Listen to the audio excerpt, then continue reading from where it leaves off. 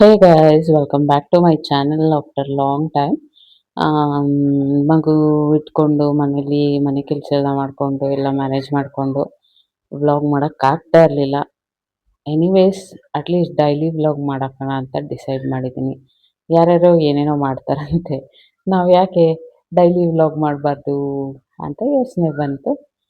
And ಈ video ನೋಡೋದಾದರೆ ನನ್ನ ಮಗನ್ನ ಕಿಡ್ಸ್ ಝೋನಿಗೆ ಕರ್ಕೊಂಡು ಹೋಗೋಣ ಎಲ್ಲಾದರೂ ಆಟ ಆಡ್ಸೋದಕ್ಕೆ ಅಂತ ಡಿಸೈಡ್ ಮಾಡಿಕೊಂಡು ನಮ್ಮ ಮನೆ ಹತ್ರ ಇರೋ ಕಿಡ್ಸ್ ಝೋನಿಗೆ ಕರ್ಕೊಂಡು ಹೋಗ್ತಾ ಇದ್ದೀವಿ. ಆ್ಯಂಡ್ ಆ್ಯಕ್ಚುಲಿ ಇದು ಬಂದು die and dark kids zone ಅಂತ ನೆಲಮಂಗಲ ರೋಡಲ್ಲಿ ಇರೋದು. ಲೈಕ್ BGS ಹಾಸ್ಪಿಟಲ್ ಹತ್ರ ಬರುತ್ತೆ, ನಗರೂರ್ ಹತ್ರ. ಸೊ ಇಲ್ಲಿಗೆ ಕರ್ಕೊಂಡು ಹೋಗೋಣ, ಅಟ್ಲೀಸ್ಟ್ 1 ಅವರ್ ಆಟ ಆಡಿಸ್ಕೊಂಡು ಬರೋಣ ಅಂತ ಕರ್ಕೊಂಡು ಹೋಗಿದ್ದೀವಿ. ಇಲ್ಲಿ ಬಂದರೆ ಇವನಿಗೆ ಬಾಲಲ್ಲಿ ಆಡೋಕ್ಕೆ ತುಂಬ ಇಷ್ಟ ಆಯಿತು. ಅದು ಬಿಟ್ಟರೆ ಇನ್ನೇನು ಅಷ್ಟೊಂದು ಆಡಲಿಲ್ಲ, just he enjoyed with the ball.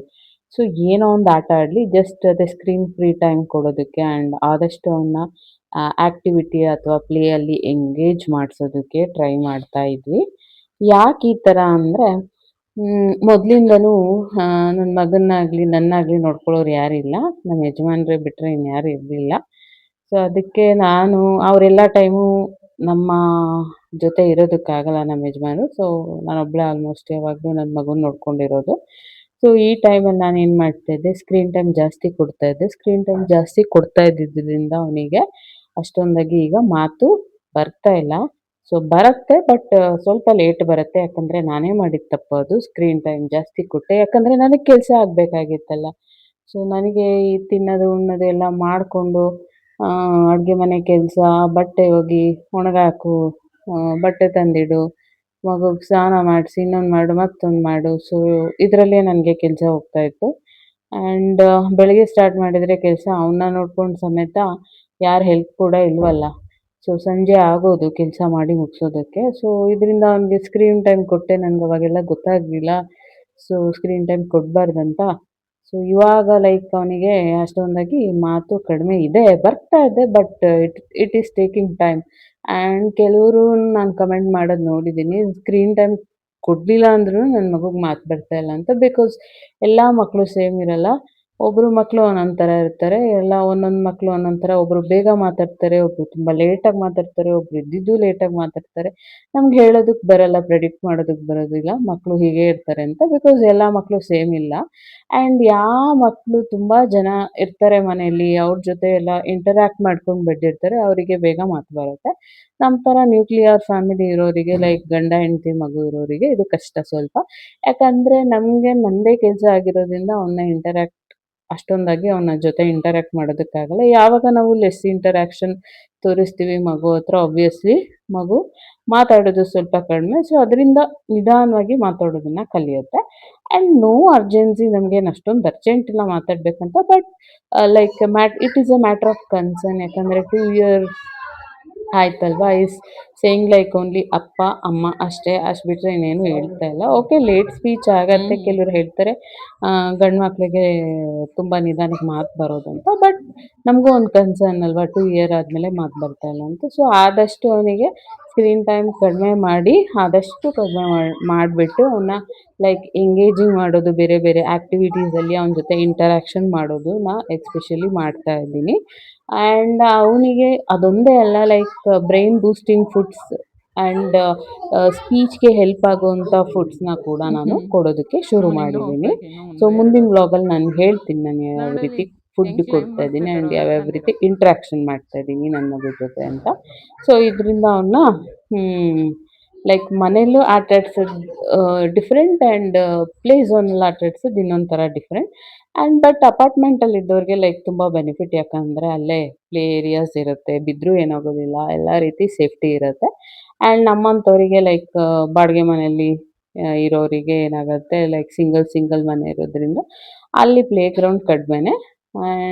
So ಆದ್ದರಿಂದ ಹಂಗೆ ಕಿಡ್ಸ್ ಝೋನಿಗೆ ಕರ್ಕೊಂಡು ಹೋಗೋಣ ಅಂತ ಕರ್ಕೊಂಡು ಹೋಗಿದ್ವಿ. Is enjoying.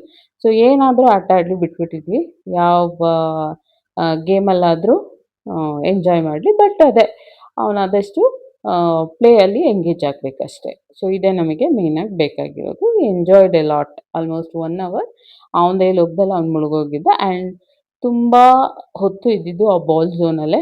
ಬಾಲ್ ಹತ್ರ ಚೆನ್ನಾಗಿ ಆಟ ಆಡ್ಕೊಂಡು ಇದ್ದ. ಸೊ ಬೇರೆ ಬೇರೆ ಪ್ಲೇ ಆಕ್ಟಿವಿಟೀಸಲ್ಲಿ ಕೂಡ ಎಂಗೇಜ್ ಮಾಡೋದಕ್ಕೆ ನಾವು ಟ್ರೈ ಮಾಡ್ತಾ ಇದ್ದೀವಿ.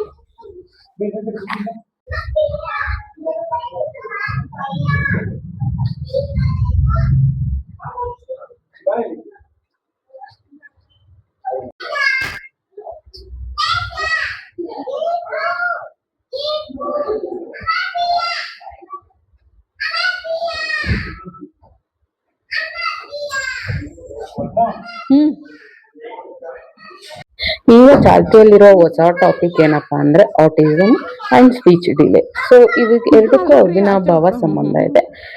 ಬಟ್ ಎಲ್ಲ ಸ್ಪೀಚ್ ಡಿಲೇ ಇರೋ ಮಕ್ಕಳಿಗೆ ಆಟಿಸಮ್ ಇದೆ ಅಂತ ಹೇಳಕ್ಕಾಗಲ್ಲ. ಯಾಕಂದ್ರೆ ಆಟಿಸಮ್ ಇರೋ ಮಕ್ಕಳು ರೆಸ್ಪಾನ್ಸ್ ಮಾಡೋದಿಲ್ಲ ಯಾವುದಕ್ಕೂ.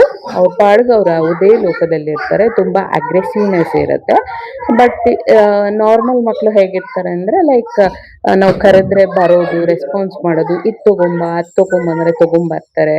ಆ್ಯಂಡ್ ಎಲ್ಲ ರೀತಿ ಚೆನ್ನಾಗಿದ್ದಾರೆ, ನಗ್ತಾರೆ ಆ್ಯಂಡ್ ಎಮೋಷನ್ಸ್ನ ತೋರಿಸ್ಕೋತಾರೆ ಎಲ್ಲ ರೀತಿ. ಸೊ ಈ ಥರ ಇದೆ ಅಂದರೆ ನಮಗೇನು ಭಯ ಪಡಬೇಕಾಗಿಲ್ಲ.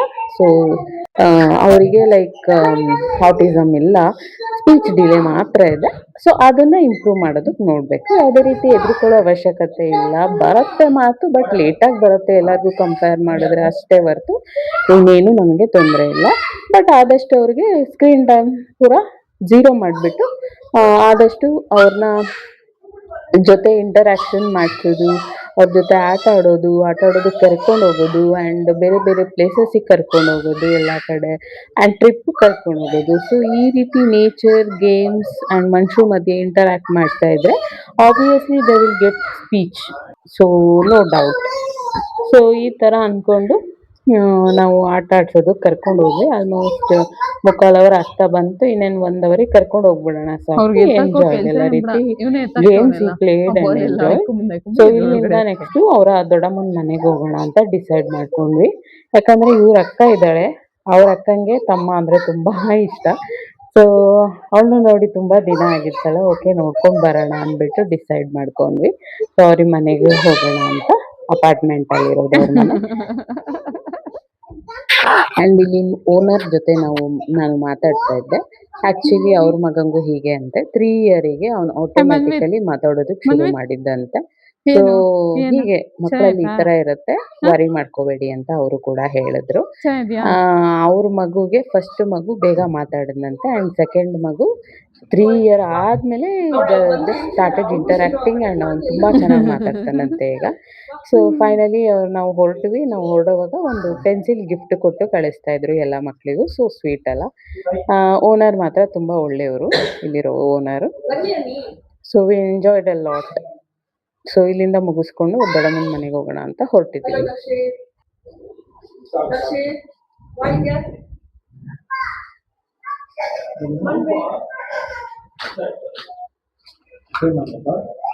ಇಲ್ಲ ಇನ್ನು ಮಾಡಿಲ್ಲ. ಪೆನ್ಸಿಲ್ ಇಸ್ಕೊ, Manvi ಇಸ್ಕೊ.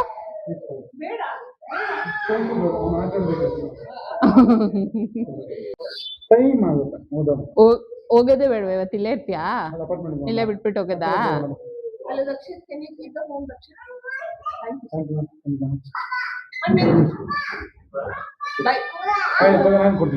Thank you ma'am, we enjoyed a lot.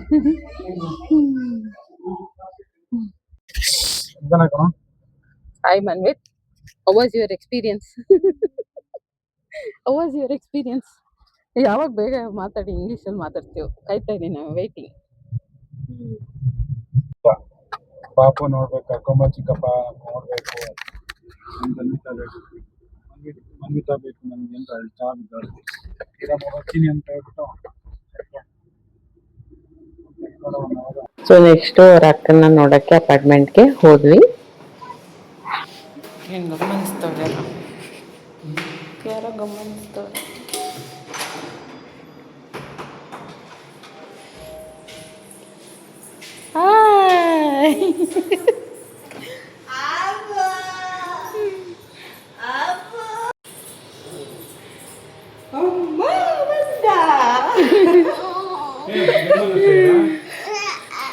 ನಾನು ಪಾತ್ರೆ ತೊಳಿತಾ ಇದ್ದೆ, ಇವಳಲ್ಲಿ ಹಸಿ ಕಲ್ಸಕ್ಕೆ ಇಕ್ಕಿದ್ದೆ, ಅದೆಲ್ಲ ಚಲ್ಕೊಂಡು ಕುಂತವಳೆ.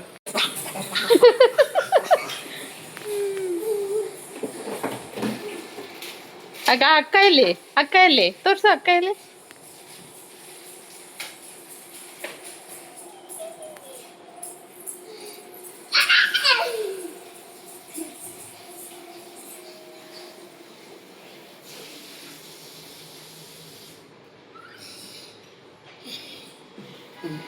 ಅಕ್ಕ ಇಲ್ಲಪ್ಪ, ಅಕ್ಕ ಇಲ್ಲಿ, ಅಕ್ಕ ಇಲ್ಲಿ. ನೀ ನೋಡು, ನೀ ನೋಡು, ನೀ ನೋಡು.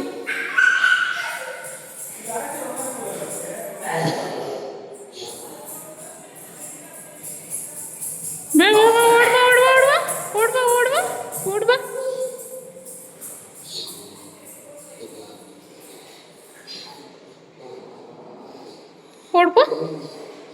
ಅಕ್ಕ ಇಲ್ಲಿ, ಅಕ್ಕ ಅಕ್ಕ ಅಕ್ಕ ಇಲ್ಲಿ, ಅಕ್ಕ ಇಲ್ಲಮ್ಮ, ಅಕ್ಕ ಇಲ್ಲಿ.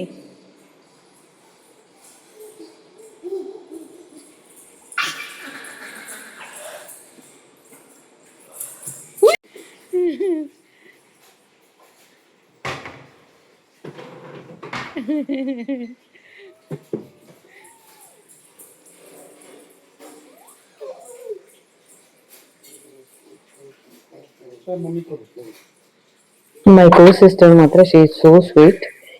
ನಮ್ಮನ್ನ ಹುಷಾರಿಲ್ದಿದಾಗ ಪಾಪ ಅವರೇ ಒಂದು 4-5 ದಿನ ನೋಡ್ಕೊಂಡ್ರು. ಇಷ್ಟು ಸುಲಭ ಅಲ್ಲ ಯಾರು ಮನೇಲಿ ಇಬ್ರು ಮಕ್ಳನ್ನ ಇಟ್ಕೊಂಡು ಜೊತೆಗೆ ನಮ್ಮನ್ನ ನೋಡ್ಕೊಂಡು ಮಾಡೋದು. She is so sweet. ನಂಗೆ ಅಷ್ಟೇ ಅನ್ಸೋದು. ನಂಗೆ ಯಾರಾದ್ರೂ ಒಬ್ರು ತುಂಬಾ ಆತ್ಮೀಯರಿದ್ದಾರೆ ಅಂದ್ರೆ ಇವರೇ. ಅದಾದ್ಮೇಲೆ ನಾವು ಬಂದಿದೀವಿ ಅಂದ್ಬಿಟ್ಟು ನಮಗೋಸ್ಕರ ಸ್ಪೆಷಲ್ ಆಗಿ ಟಿಫನ್ ಮಾಡಿ ಅದ್ರ ಜೊತೆ ಬಜ್ಜಿ ಕೂಡ ಮಾಡಿದ್ರು.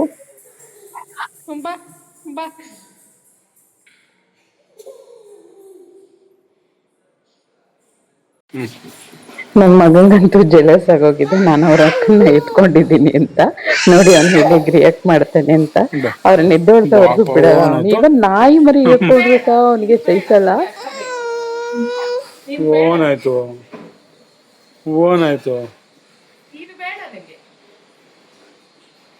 ಅಮ್ಮ ಅಲ್ಲಿ ಕಾಡ್ಕೋತೈತಾ ಅಕ್ಕ ಅಮ್ಮ ಅದು ಓನಾಯ್ತು.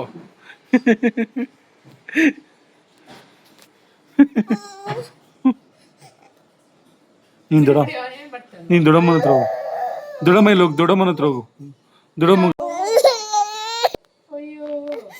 ವಾಕಪ್ಪ ಅಕ್ಕ ಕೊಂಡಿಸ್ಕೊಂಡೈತಾ. ಆಯ್ತು ಹೋಗು. ಹೋಯ್ತು. ಫೈನಲಿ ನನ್ನ ಮಗ ನಿದ್ದೆಗೆ ಜಾರ್ದ. ಅವನಿಗೆ ಬೆಳಗ್ಗೆಯಿಂದ ನಿದ್ದೆ ಆಗಿರ್ಲಿಲ್ಲ. ಚೆನ್ನಾಗಿ ನಿದ್ದೆ ಮಾಡೋದಕ್ಕೆ ಶುರು ಮಾಡ್ದ. ಪಾಚಿ ಅವ್ರ ಅಕ್ಕ ಆಟ ಆಡ್ತಾ ಇದಾರೆ. ಅಣ್ಣ ಅಲ್ಲಿ ಆಚೆ ನಿಂತಿದ್ದಾನೆ, ಮಳೆ ನೋಡ್ತಾವನೆ. ನಾವು ಮೂವಿ ನೋಡ್ತಾ ಇದ್ದೀವಿ. ಸೊ ಪಾಪ ಮಲಗಿದ್ದ. ನಾನು ಮಿಹಿರಾ ಧನ್ವಿತ್ ಕುತ್ಕೊಂಡು ರೂಮಲ್ಲಿ 3 ಜನನು ಮಾತಾಡ್ಕೊಂಡು ಒಂದು ಸ್ಪೆಷಲ್ ಟೈಮ್ ನ ಶೇರ್ ಮಾಡ್ತಾ ಇದ್ವಿ. ಇವರಿಬ್ರು ಮಾತ್ರ ಸೋ ಸ್ವೀಟ್. ಇವರಿಬ್ರು ತುಂಬಾ ಚೆನ್ನಾಗಿ ನನ್ನ ಜೊತೆ ಹೊಂದ್ಕೋತಾರೆ. ಅಂಡ್ ಅವರಲ್ಲೇ ನಾನು ಮಕ್ಕಳಾಗಿ ಸೇರ್ಕೊಂಡು ಅವ್ರ ಜೊತೆ ಎಲ್ಲ ಚೆನ್ನಾಗಿ ಮಾತಾಡ್ಕೊಂಡು ಕೂತಿದ್ದೆ. ಸೊ ಇಷ್ಟೇ ಗೈಸ್. ನೆಕ್ಸ್ಟ್ ನಮ್ಮ ಮನೆಗೆ ಹೊರಟು ಇಲ್ಲಿಂದ 1 hour ಆದ್ಮೇಲೆ ನೆಕ್ಸ್ಟ್ ಮನ್ವಿತ್ತು ಫುಲ್ಲು ಡ್ಯಾನ್ಸ್ ಮೂಡಲ್ಲಿ ಇದ್ದಾನೆ. ಅವ್ರ ಅಪ್ಪನ ಕರ್ಕೊಂಬಂದು ಡ್ಯಾನ್ಸ್ ಮಾಡೋದಕ್ಕೆ. ಅವರಪ್ಪ ಸುಸ್ತಾಯ್ತೆ ಕಣೋ ಮಲ್ಕೋತೀನಿ ಅಂದ್ರು ಬಿಡ್ತಾ ಇಲ್ಲ. ಕೈ ಇಟ್ಕೊಂಡು ಎಳ್ಕೊಂಬರೋದು ಡ್ಯಾನ್ಸ್ ಆಡ್ಸೋದು, ಹಿಂಗ್ ಮಾಡ್ತಾ ಇದ್ದ. ಸೊ ಅವತ್ತಿನ ಟೈಮ್ ಹೇಗ್ ಕಳೀತು ಅಂತಾನೆ ಗೊತ್ತಾಗ್ಲಿಲ್ಲ. It was like lots of memory ತುಂಬಿತ್ತು ಆ ದಿನ full. And I was very happy.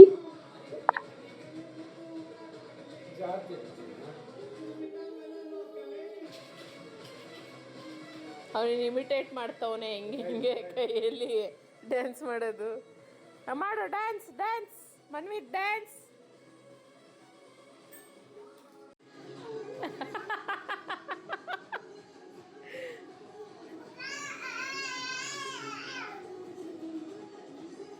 Dance